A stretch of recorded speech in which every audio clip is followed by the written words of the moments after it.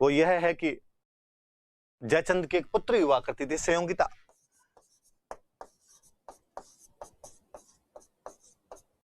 जयचंद की संयोगिता नाम की एक पुत्री थी और ऐसा कहा जाता है कि संयोगिता पृथ्वीराज चौहान को प्यार करती थी। वह पृथ्वीराज चौहान पर फिदा थी और उससे शादी करना चाहती थी। जब भी उसके पिता जयचंद को यह बात पता चली तो कोई पिता इस बात को तो कैसे स्वीकार कर पाए कि उसकी पुत्री उसके दुश्मन से प्यार करती है। पर ऐसे में क्या किया जाए, पता चल जाए कि भाई वो अड़ी हुई कि मैं पृथ्वीराज से शादी करूंगा। गांव में घरों में हम इधर उधर आसपास में जब देखते हैं कि ऐसा कोई मैटर आता तो घर वालों को लगता है फटाफट और किस शादी कर दो।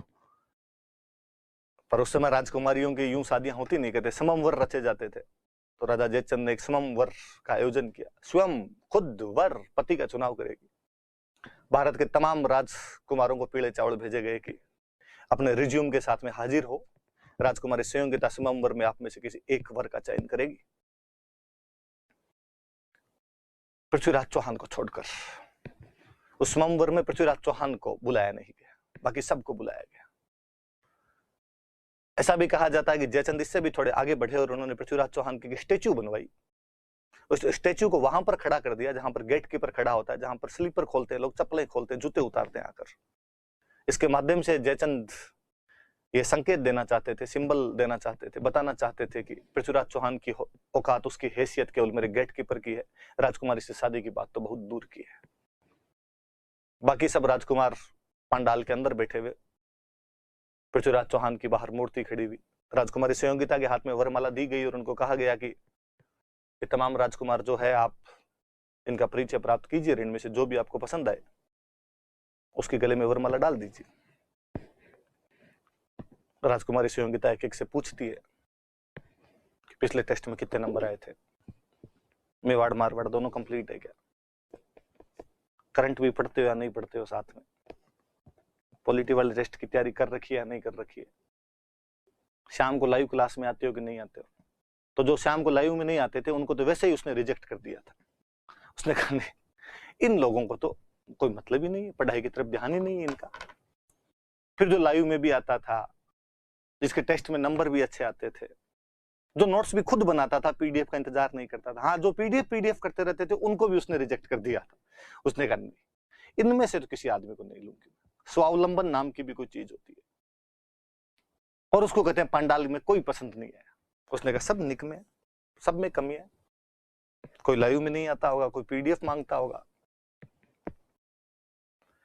और कहते हैं कि संयोगिता बाहर निकली और उसने पृथ्वीराज चौहान की जो स्टेच्यू लगी हुई थी उसके गले में माला डाल दी। आगे की कहानी कुछ यूं है कि इसी दौरान पृथ्वीराज चौहान अपनी आर्मी लिए हुए बाहर छुपा हुआ था, बाहर खड़ा था। संयोगिता पहले ही उसके पास मैसेज भेज चुकी होगी और पृथ्वीराज चौहान वहां से संयोगिता को लेकर अपने घोड़े पर फरार हो जाता है।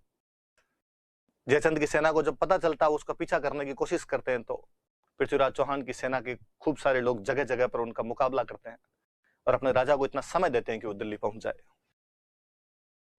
तो पृथ्वीराज चौहान जयचंद की पुत्री को बलपूर्वक वहां स्वयंवर से लेकर आ जाता है और शादी कर लेता है उससे। तो संयोगिता जो कि जयचंद की बेटी थी, उसे भी इनके बीच का एक कारण माना जाता है।